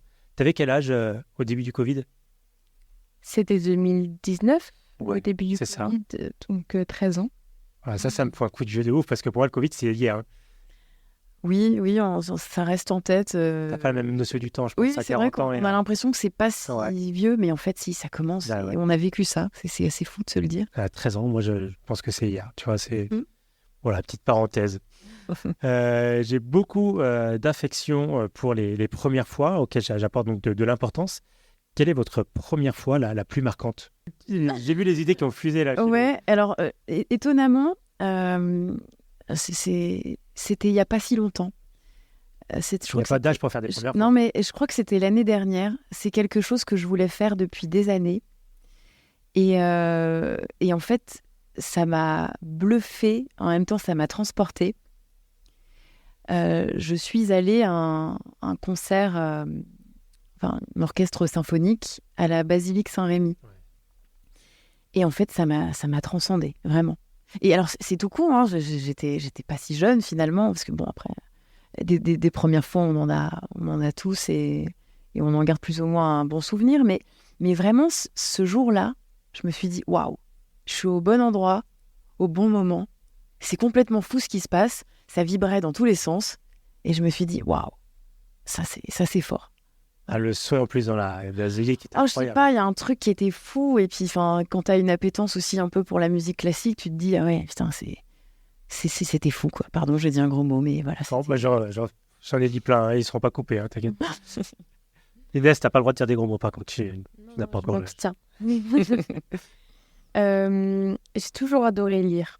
Ouais. Vraiment, dès que j'ai su apprendre à lire, enfin que j'ai pu apprendre plutôt à lire, c'est quelque chose, j'y ai toujours accordé beaucoup d'importance. Et l'un des livres qui m'a le plus marqué, le premier livre, du coup, qui m'a vraiment marqué, c'est Jamais sans ma fille. Mais je l'ai lu, je devais être jeune, entre guillemets, parce que... Non, quand même. Qui a été, je crois, retranscrit en film. Oui. Parce que ma maman m'en a déjà parlé. Et il est assez poignant, d'ailleurs. Mais je trouve que le film n'est pas... Enfin, comme beaucoup de films qui ont été adaptés à partir d'un livre. Mais honnêtement, ça n'a rien à voir. Enfin, pour moi, vraiment, le livre, chaque mot, chaque phrase, elle est vraiment poignante. Et c'est comme si on vivait la scène. C'est comme si on était cette femme et qu'on subissait ce qu'elle a subi. Et vraiment, c'est très, très émouvant. Et justement, j'allais parler et tu as anticipé la question des œuvres qui vous ont marqué. Donc toi, ça parlait de ce livre aussi. Toi, Aurélie, est-ce que tu as une œuvre qui t'a marqué, petite? Un film, une chanson, un livre? Moi, Pas j'adore. forcément un bouquin, c'est comme tu veux. Moi, je vais parler de ça. Moi, je lis aussi beaucoup. Alors, je manque de temps, mais je regarde pas la télé déjà. Donc, bon, ça évince pas mal de temps aussi libre. Mais moi, j'adore Le Petit Prince. C'est le premier livre que j'ai lu à ma fille. J'ai un tatouage ici. C'est mon livre de chevet. Et je trouve que, enfant comme adulte, si vous l'avez à la maison, en fait, relisez-le. En plus, c'est hyper rapide. Ouais. Et en fait, toute une vie peut être... Enfin, tout y est, je trouve. Ouais, je suis d'accord. J'adore ce livre. Et c'est la compréhension que j'en avais quand j'étais ado et la compréhension que j'en ai aujourd'hui, ça a évolué avec le temps et elle est pas diamétralement différente, mais il y a il y a des choses, des influences qui ont changé. Et tu l'as dès les premières pages dans ce livre, où, parce que là, je montre, vous ne le voyez pas, mais un tatouage que j'ai du Petit Prince, où c'est le serpent qui a avalé l'éléphant. Et c'est un des tests, justement, que fait le Petit Prince pour savoir si tu es encore un enfant ou un adulte. Les adultes voient un chapeau, et les enfants voient le serpent qui a mangé l'éléphant. Donc, dès le début du livre, tu as justement ce truc-là. Donc, le Petit Prince, c'est l'œuvre qui t'a marqué le plus. Je réfléchis pour le film. Je laisse si t'as la parole, mais... T'as d'autres œuvres, toi, qui t'ont marqué également petite? Après, moi, petite, c'était vraiment Disney. Ça peut être Disney, après. Je sais que j'ai regardé, honnêtement, je pense qu'on n'est pas loin de 100 fois le Disney Réponse. Réponse, c'est ton Disney préféré, Réponse? Oui. Ah, sans hésitation. C'est pas celui que disent Enfin, c'est pas la réponse qui vient le plus souvent. C'est marrant parce que ça me rappelle un souvenir aussi. Quand j'étais petite, c'était Mary Poppins. C'était des cassettes à l'époque. C'était pas terminé que je demandais déjà à ma mère de le remettre, quoi. C'était biberonné à Mary Poppins. Tu vois, c'est fou, ça me rappelle ça. Mais aujourd'hui, c'est encore plus facile de regarder en boucle un programme qu'on aime avec le streaming. Parce qu'une cassette, ça s'abîme un petit peu. Oui. Le streaming. Et je dis, tu dis plus facile. En fait, aujourd'hui, je pense que plus personne ne regarde en boucle les films. Tu as trop de choix. Alors, c'est fini, ça. Les enfants sont peut-être un peu plus monomaniaques que nous. Et je vois ma fille, elle peut regarder 10 fois un truc de suite. Et le lendemain, elle regarder 10 fois un autre truc. Mais ça change très vite. Mais elle peut se taper un programme. Elle a des périodes comme ça. Donc je pense que les enfants ont ce côté un peu monomaniaque plus que nous. Enfin, sauf certains adultes. Ça dépend. Moi, par exemple, pour la musique, quand j'aime vraiment un son, je peux l'écouter 15-20 fois de suite. Ah oui. Voilà, il y a ceux qui le font, il y a ceux qui ne supporteraient pas le faire. Et justement, c'est quoi le morceau que vous écoutez en ce moment? J'ai pas foncièrement de morceaux en boucle. Moi, j'aime bien la chanson française, étonnamment. Enfin, tu vois, ça. Pourquoi étonnamment? Mais non, mais parce que, étonnamment, c'est ironique en fait. Quand j'ai eu beaucoup l'habitude d'écouter ça quand j'étais petite, donc c'est resté. Puis moi, j'ai aussi un amour très fort des mots et de la langue française. J'aurais adoré être prof de lettres, par exemple, tu vois, juste prof de français. Je trouve que la langue française est sublime. Et je sais pas, j'aime. J'ai écrit des articles aussi par le passé. C'est des choses que j'aime la manier. Tout ça pour dire que c'était, je ne sais plus la question, du coup je suis partie un peu loin. Ce que vous écoutiez à ce moment. Oui, alors beaucoup de français. Moi j'adore Juliette Armanet par exemple. Okay. J'aime bien Hervé. Ouais. Hervé, dans les mots, lui je trouve qu'il a un truc très anglo-saxon aussi justement, c'est sa musicalité. Oui. Après, dans le même genre très poétique, j'adore Feu Chatterton. Ouais. Tu vois, il y a un univers bien particulier. Mais j'aime aussi beaucoup des choses internationales, genre RAIX, R-Y, plus loin X. Je connais pas du tout. C'est très vaporeux, c'est très lancinant, c'est sublime. Moi, je suis un peu à l'opposé de toi, là, pour le coup.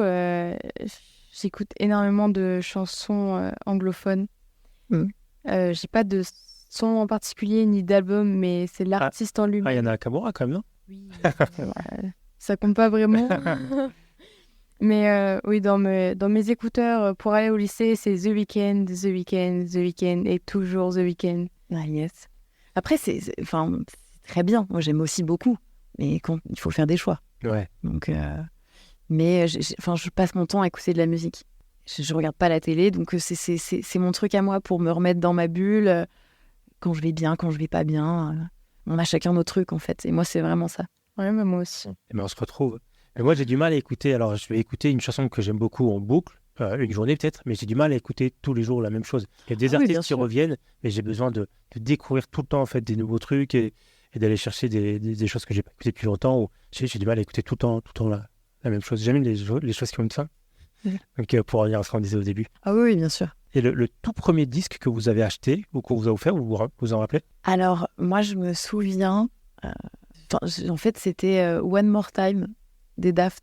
Ah, pas de Britney Spears, moi j'avais dans la tête. Non, mais en fait, je crois que je l'ai eu aussi, mais celui qui m'a laissé le plus de souvenirs, c'était celui-là.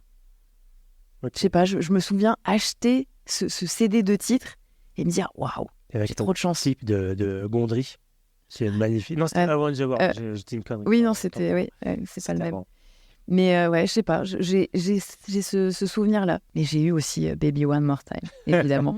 Personne n'y a je gravais les albums de Britney Spears. C'est à cause de MTV, ça. Inès. Alors moi, il me semble que le premier album... The Weeknd. Non, mais on me l'a offert effectivement en vinyle.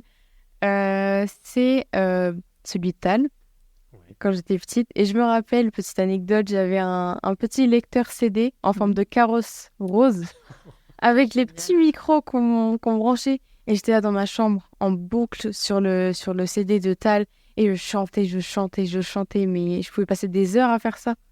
Ah ouais, c'est tout pareil, quoi. Tu as des enregistrements de ça? Oui, mais je pense que je te les montrerai après. Comment faire dans la BO du mois? Pas tout de suite. Je faisais ça quand j'étais jeune aussi. L'époque des chaînes hi-fi où tu mettais des cassettes. J'enregistrais quand ça passait à la radio. Et il parlait toujours en début de morceau, c'est quoi? Ouais, c'est ça, pour réécouter après et me faire mes petits kiffs comme ça dans ma piole avec mon micro. Tu n'as pas connu ces fois, Inès? Ah non. À l'époque, on pouvait enregistrer la radio avec nos cassettes, mais à l'époque, du coup, ils le savaient parce que voilà, il n'y avait pas de streaming. C'était notre façon. Ça n'existait pas. Spotify. Et du coup, les animateurs parlaient en début de morceau et sur la fin des morceaux, qui étaient bien souvent coupés pour éviter justement qu'on enregistre trop les... Ils étaient réduits, les morceaux. Bah ouais, ils ne voulaient pas qu'on puisse les garder pour nous. On va passer à un autre sujet, on l'a déjà un petit peu abordé tout à l'heure, par rapport aux réseaux sociaux. Quel est votre rapport donc, aux réseaux sociaux et surtout, est-ce qu'ils vous ont déjà fait du mal, des haters, l'hyperstimulation, la course au like? Alors, comme je l'ai dit tout à l'heure, je trouve que les réseaux sociaux, ça a un côté bon et un côté mauvais. Le côté bon, c'est que ça va nous permettre de partager des messages, partager des choses qu'on a envie de partager. Donc justement, il y a un peu de mauvais dans ce que je vais dire. On peut partager justement uniquement ce qu'on a envie de montrer aux autres. Mais je trouve que ça permet aussi de communiquer à travers toutes les personnes, à travers le monde. Et que c'est gratuit. Enfin, il y a plein de bons aspects. Pour l'instant. Pour l'instant, oui. On est en train de vivre un petit changement là-dessus. Mais regarde Twitter. Ben ouais, 1 € l'année dans certains pays. Bon, c'est pas encore excessif, mais ça commence. Et comme les autres, généralement, copient un peu ce qui se passe. On le met gentiment dans la tête des gens. Voilà, on verra comment ça évolue. Et regarde même la pastille Instagram. Ouais, mais ça, c'est abusé. Ça apporte rien, ça coûte 15 balles pour être certifié. Je comprends pas. Oui, mais ça avance. Oui, parce que la graine... Doucement, mais sûrement, on plante des graines. Tu habitues les gens au fait de devoir payer pour avoir une petite pastille bleue. En même temps, qu'est-ce qui est gratuit aujourd'hui? Plus grand-chose. Le temps. L'amour, les sourires, oui, le temps. Mais quoique le temps, c'est pas véritablement gratuit tout le temps. Mais bon, après, pour les mauvais côtés des réseaux, il y en a beaucoup. Il y a le cyberharcèlement. On en parle énormément en ce moment. C'est quelque chose que tu as vécu, toi? Non, je n'ai pas vécu le cyberharcèlement, mais j'ai déjà reçu des messages haineux de façon anonyme. Mais après... Très, très courageux. Anonyme sur les réseaux? Oui, avec des faux comptes, avec zéro abonné, zéro abonnement. Oui, enfin, ça, c'est des gens qui n'ont pas une vie bien remplie. Mais comment tu perçois ça et comment tu te protèges de ça? Je pose la question parce que je pense que c'est important aujourd'hui de voir aussi... Oui, comment tu arrives à prendre du recul là-dessus? je prends du recul en me disant que si cette personne n'est pas capable de venir me voir en face pour me dire ce qu'elle a à me dire et qu'elle doit, en plus d'être à travers un écran, faire un faux compte sans mettre son identité ou moyen détourné, c'est qu'elle a honte de sa propre personne. Je suis désolée d'utiliser des termes aussi forts, mais c'est qu'elle... je sais pas vraiment comment expliquer, mais... Et les haters des réseaux sociaux sont rarement les haters de la vie. Il y a des influenceurs qui ont fait ces expériences-là déjà, d'être confrontés avec leurs haters, pardon. Généralement, une fois qu'ils sont en réel, IRL, comme on dit, le discours change radicalement. Il y a cette facilité de se cacher. Le discours peut ne pas changer, mais ils seront peut-être moins virulents. C'est facile de se cacher derrière un écran, c'est facile de dénoncer de la mauvaise manière. Il y en a beaucoup qui disent non, mais j'ai ça pour rigoler, mais c'est pas forcément drôle. Pas du tout même. Il y a une façon de rire. Ouais, mais les gens, bon, je suis allé faire des généralités. Il y en a qui sont cons quand même un peu. Bon. Après, j'aime pas tellement ce terme, les gens. Non, en fait, ça veut tout et rien dire. Ouais. Tu vois, il y a des gens, voilà, il y a des personnes qui vont assumer leurs idées, et il y en a d'autres qui vont simplement les assumer un peu moins. C'est ce qui fait la différence, avec aussi c'est une certaine intelligence émotionnelle. Tu peux tout dire, c'est ce qu'on disait. Il y a une façon de dire les choses. Et toi, tu as souffert également avec les réseaux sociaux, pas forcément les haters, mais je pense aussi à la course au like ou à l'hyperstimulation des réseaux sociaux. Alors, j'en ai pas souffert. Effectivement, on est tous passés par cette phase où on poste. C'est vachement gratifiant d'avoir des likes et d'avoir des followers. Oui, j'ai pas honte de le dire. Je pense que tout le monde est un peu passé par là. Mais effectivement, c'est très chronophage. Et je sais que j'ai passé beaucoup de temps dessus. Je sais aussi que ça peut faire beaucoup de dégâts, notamment dans des relations. Ouais. Je pense que c'est aussi un très mauvais côté quand c'est pas utilisé à bon escient. Et aujourd'hui, j'essaie au maximum de m'en détacher. Alors, ça m'empêche pas. Moi, j'aime beaucoup la photographie. Et puis, voilà, j'aime aussi dénoncer un petit peu, voilà, avec parcimonie, voilà. Mais quand il y a des causes qui me touchent, j'aime bien partager quelques posts. Mais voilà, faut s'en méfier, quoi. Ouais. Ça a une très bonne incidence. Moi, j'adore la déco, j'adore la photo, les brocantes, tout ça. Ça reste l'art aussi.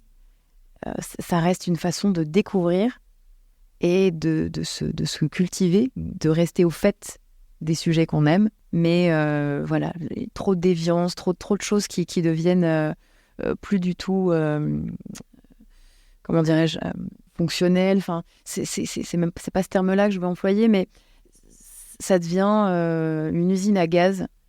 Ouais. Et il faut savoir prendre uniquement le bon côté. C'est pas toujours facile. Moi, je sais, je vois, je m'en sers beaucoup pour Bocal. Donc voilà, c'est un média, j'ai besoin de poster beaucoup. Mais pour le privé, pas du tout, mais pour la partie photo, tu as cette obsession par moment, tu es obligé de passer par là presque, de la course au like. Et moi, à un moment donné, et je pense que c'est ça qui m'a beaucoup aidé, c'est que j'avais l'impression de devoir créer uniquement pour poster sur les réseaux sociaux. Et que si tu n'as plus rien à monter, presque tu n'existes plus en tant que créatif. Donc c'est dommage de penser comme ça. Ce n'est plus le cas aujourd'hui. Mais le fait de pouvoir cacher les likes sur Insta, ça, je pense, ça a beaucoup aidé. Pas que moi, parce que je vois avec beaucoup de photographes, c'est pareil. Tu n'es plus confronté, alors ça prend du temps. C'est un travail à faire soi-même, mais ne plus forcément faire attention au nombre de likes sur tes posts, déjà, ça permet d'enlever un certain poids. Et au fur et à mesure, tu t'en détaches un petit peu. Oui, après, il ne faut pas ajuster sa valeur en fonction des likes. Il ne faut pas. Moi, je prends jamais de selfie. C'est ce qui marche le plus. Oui, je sais. Non, mais après, c'est facile de décoller, d'avoir des followers. On sait très bien ce qu'il faut faire, surtout quand on est une femme. Et après, soit tu passes cette barrière, soit tu te dis, attends, ça va pas ou quoi? Enfin, t'as pas besoin de ça. Ouais. Je veux dire, qu'est-ce que ça t'apporte au quotidien? Alors oui, parfois, c'est un gagne-pain, bien sûr. Le follower, la vitrine pour un professionnel ou pour un créateur. C'est très important. Pour un influenceur, ça ne gagne pas aussi. Oui, mais voilà, ne pas aller dans les extrêmes. C'est vrai. Inès, toi, tu es étudiante. Aurélie, tu as écrit des articles, des interviews. Il y a un outil aujourd'hui dont on entend parler de plus en plus, c'est l'intelligence artificielle.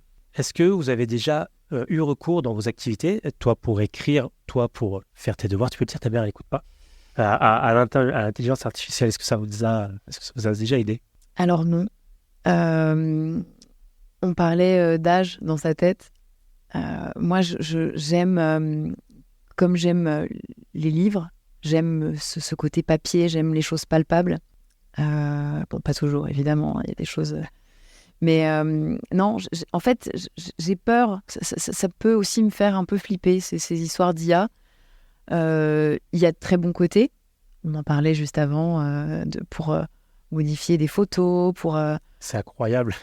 Il y a des choses folles qu'on peut faire avec ça. Il faut vivre avec son temps.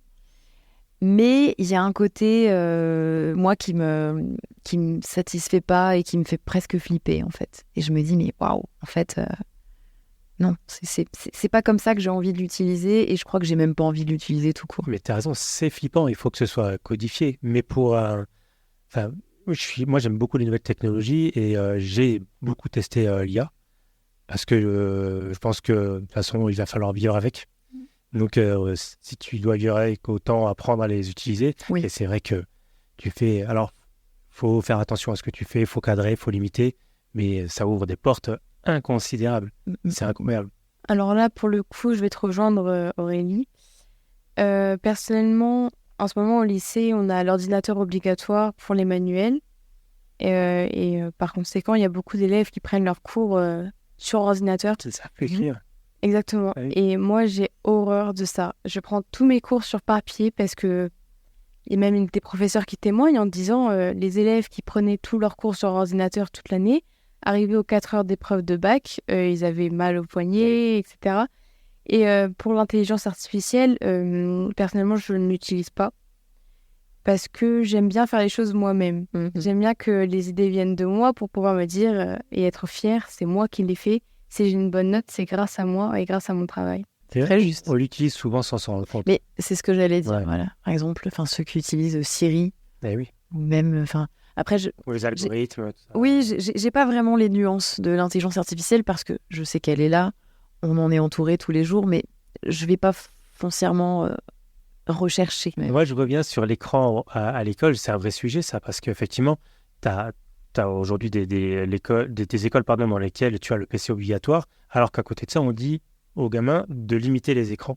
C'est quand même hyper contradictoire, je trouve. J'ai du mal à saisir le besoin d'avoir un écran. Alors, c'est peut-être pour mettre tout le monde sur le même pied d'égalité. Certains n'ont pas les moyens d'avoir des écrans à la maison, des ordinateurs. Oui, c'est une certaine dualité qui est pas toujours compréhensible. Moi, c'est pareil. Je te rejoins aussi. Il y a aussi ce côté où, quand tu écris, tu apprends davantage, tu retiens davantage. Ouais. Voilà, je veux dire. Puis, je sais pas, c'est une évolution des mœurs aussi, mais oui, c'est assez déroutant. Quand on dit, les enfants avant 3 ans, surtout pas, parce que ça réduit les capacités cognitives et compagnie. Oui, ok, très bien, mais on est constamment sollicité. On va passer sur quelque chose de plus léger, on va passer sur la partie Reims. En quoi vous vous sentez rémoise? Alors, non, c'est pas foncièrement dur. Je vais casser un peu les codes, mais je me sens pas rémoise. Tu as le droit. En fait, moi, je suis troyenne, donc auboise, et je le revendique. Et quand on me demande si je suis rémoise, alors ça fait 15-16 ans que je suis ici, je suis venue pour mes études, je suis jamais repartie. Donc voilà, j'aime beaucoup la ville et ce qui s'y passe, mais je me revendique pas comme étant rémoise. Mais de toute façon, Reims, c'est aussi beaucoup d'Ardennais, d'Axonnais, d'Aubois. Oui, Aubois. Ouais. Donc, on est tous un peu rémois.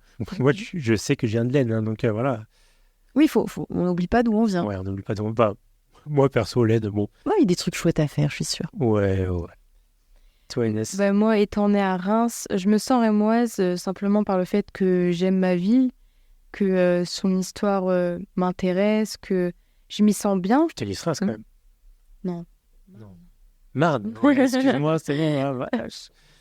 Mais pour autant, le cliché du champagne, des biscuits roses, j'aime aucun des deux. Mais de toute façon, tu n'as pas l'âge de boire du champagne, donc comme ça, c'est vrai. Je n'ai jamais C'est ça goûté. pour ta mère qui écoutera le podcast. Non, mais pour moi, se sentir rémois, c'est avant tout aimer la ville et son patrimoine. Oui, puis je pense qu'il y a une appartenance aussi très forte à ce côté naissance. Oui. Alors, si j'étais née à Reims, sans doute que je me revendiquerais rémoise, mais mes racines ne sont pas dans cette ville. Je me suis construit ici, mais tu vois, je ne suis pas née ici. Donc, moi, je me sens, tu vois, très fortement rémois, alors j'ai des origines portugaises de très lointaines, on m'emmène souvent à ça parce que mon nom est portugais, et pourtant, je ne suis absolument pas portugais, je n'ai pas été élevé dans la culture portugaise. Je suis né en région parisienne, mais j'y suis parti tôt, donc je ne me sens pas parisien. L'Aisne, voilà, c'est des très bons souvenirs parce que c'est des souvenirs d'enfance, mais en soi, l'Aisne ne m'a pas apporté grand-chose. Et à Reims, j'ai construit une vie que j'ai choisie et que j'adore. Et je me sens donc pas redevable à Reims, mais je me sens en tout cas entièrement rémois, même si je n'y suis pas né. Oui, après, c'est propre à chacun aussi, en fonction de ses croyances, de son histoire, de son vécu. C'est vrai. J'ai vécu de très très belles choses à Reims aussi, attention. Hein. Dont une séance photo. Et j'allais justement vous demander votre rapport à Reims, justement, ce que vous pensez de cette ville. Alors, moi j'apprécie la diversité, parce que quoi qu'on en dise, il n'y a pas que le champagne, même si c'est... Voilà. Ratafia aussi, ça on le dit souvent. Non, mais c'est effectivement, il y a une richesse culturelle qui, moi, me touche et qui est bien présente, et il ne faut pas l'oublier, il y a énormément d'acteurs, de musiciens, de designers, de créateurs qui viennent d'ici. Culturellement, Reims a une place hyper importante. Ouais, mais pas que, même dans toute la programmation qu'on propose ici. Ouais. Et l'architecture, c'est riche. Et finalement, on dit Reims, mais il suffit d'avoir les bons yeux pour regarder ce qui nous entoure. Et tout a une consonance particulière et sensitive, si on le veut bien, en fait. C'est vrai. Moi, je trouve qu'on peut voir qu'en ce moment, enfin depuis plusieurs années maintenant, Reims, elle ne cesse d'évoluer, mais tout en gardant le charme avec les bâtiments haussmanniens, etc. Et je trouve que c'est vraiment ça qui fait la beauté de notre ville. Pas toujours en centre-ville, je trouve que voilà, il y a eu des bâtiments, des très beaux bâtiments détruits au profit de bâtiments plus neufs, mais bon, après c'est aussi l'évolution d'une ville. Moi, ce que je trouve dommage, c'est que partout où tu creuses à Reims, alors on insiste très fortement sur l'histoire catholique de Reims en général, mais il y a une histoire gallo-romaine qui est encore plus importante que l'histoire catholique. Et partout où tu creuses en centre-ville de Reims, en tout cas, tu tombes sur des ruines. Alors, tu as des articles de presse partout quand on découvre les ruines. 1 an après, elles sont recouvertes, on a construit un immeuble par-dessus et plus personne n'en parle. Et je trouve ça hyper triste. Reims ne s'est pas capitalisé là-dessus, en fait. Oui, c'est le problème de la société aussi. Il faut loger les gens. Ça a un impact financier. Et puis cet impact financier, de là découle pas mal de choses, en fait. Donc oui, il y a un côté pécunier derrière ça aussi. Et politique, sans doute. Oui. Bocal! Est-ce que vous avez de bonnes adresses à conseiller à Reims? Alors, niveau restaurant, moi j'en ai un vraiment pas mal qui a ouvert il n'y a pas très très longtemps. C'est Le Tablier. Le Tablier, ouais. C'est vraiment délicieux. Les produits sont prêts, tout est fait maison. Le personnel est vraiment super accueillant. Il est pas loin de la Fontaine-Subé? Oui, c'est ça, exactement. Après, niveau bar, il y a le célèbre Clos. Le Clos, oui, classique. C'est devenu un classique. Ouais. Il est pas si ce bar-là, mais parce qu'il est aussi dans un secteur en pleine expansion ces 2-3 dernières années. Après, ils vont quand même fêter leurs 10 ans. Ah oui, 10 ans déjà? Ouais. Putain, ils ont... D'ailleurs, il y a un super concert du Grand Presque ce soir-là. Ça sera le 7 décembre. Mais oui. Au passage. Ça me parle, effectivement.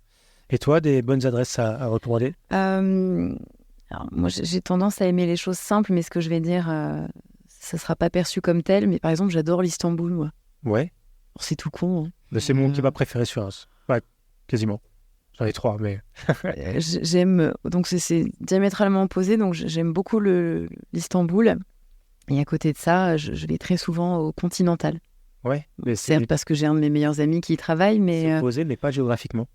Oui, voilà. Ça cohabite... J'y trouve mon compte dans les deux cas. C'est marrant quand même, à chaque fois que je demande des bonnes adresses, on me donne toujours des trucs de bouffe.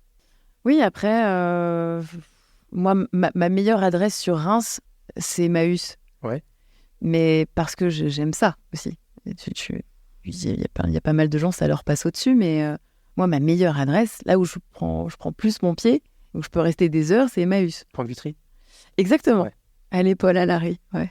Je vois. Après, niveau parc, il y a le parc des Mariés. Je sais qu'il n'est pas ouvert toute l'année, mais c'est vraiment un endroit où il faut aller. C'est celui vers la Le gare. commissariat. Ouais, Ouais, d'accord. il est très beau. Et magnifique. Je le connaissais sous le nom du parc de la Patte d'Oie. Alors, c'est à côté. C'est à côté. Ouais. Ok. D'accord, je vois aussi. C'est très beau, ouais, c'est vrai. Et Il y a souvent beaucoup de fleurs. c'est là où tous les mariés font leurs photos. D'où le nom. Ouais, c'est ça. Est-ce que vous avez également des initiatives rémoises, des assos, des collectes de dons, des projets à mettre en avant? Les vôtres, si vous voulez, si vous en avez également. Non, enfin, si, il y en a forcément, et je m'excuse auprès de ceux qui lancent des super projets, des super idées. Après, il faut aussi capitaliser sur l'existant, dont on parle peut-être moins parce que ça fait 10, 15, 20 ans.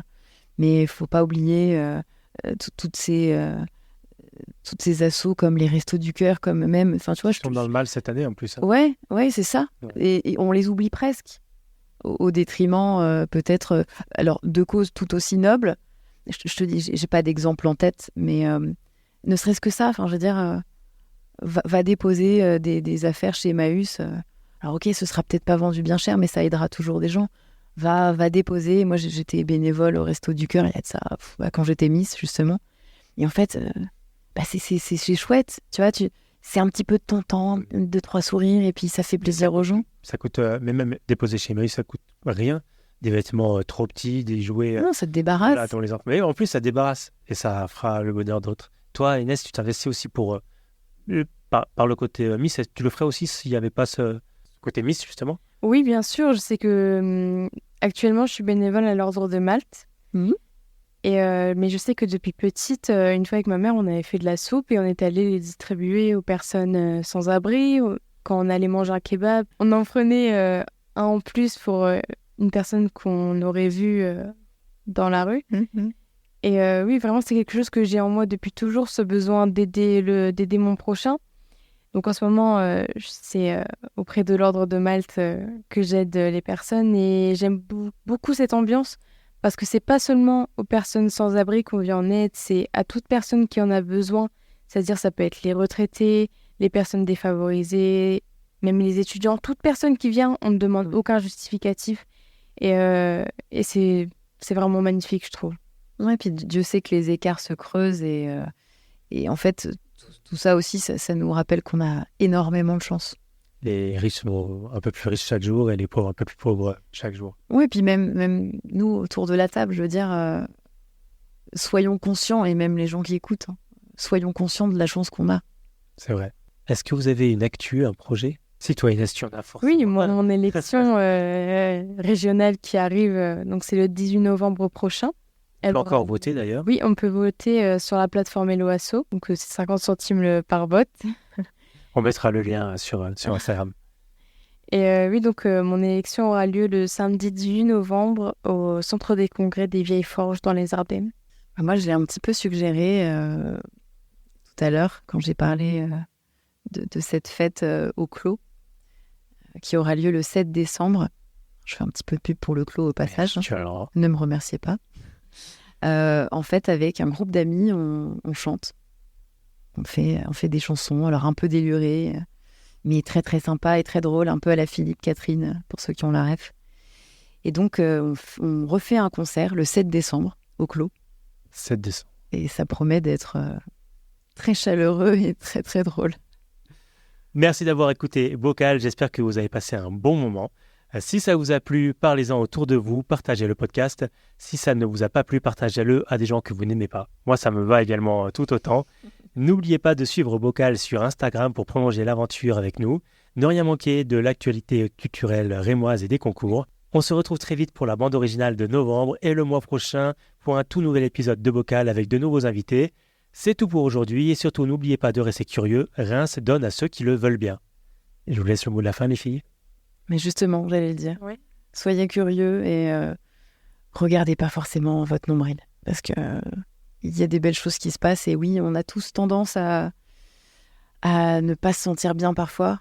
Mais il faut pas oublier qu'il y a toujours pire. Et il faut sourire. le monde est plein de surprises et plein de belles personnes à découvrir. Donc, il faut toujours être curieux, comme vous l'avez dit tous les deux.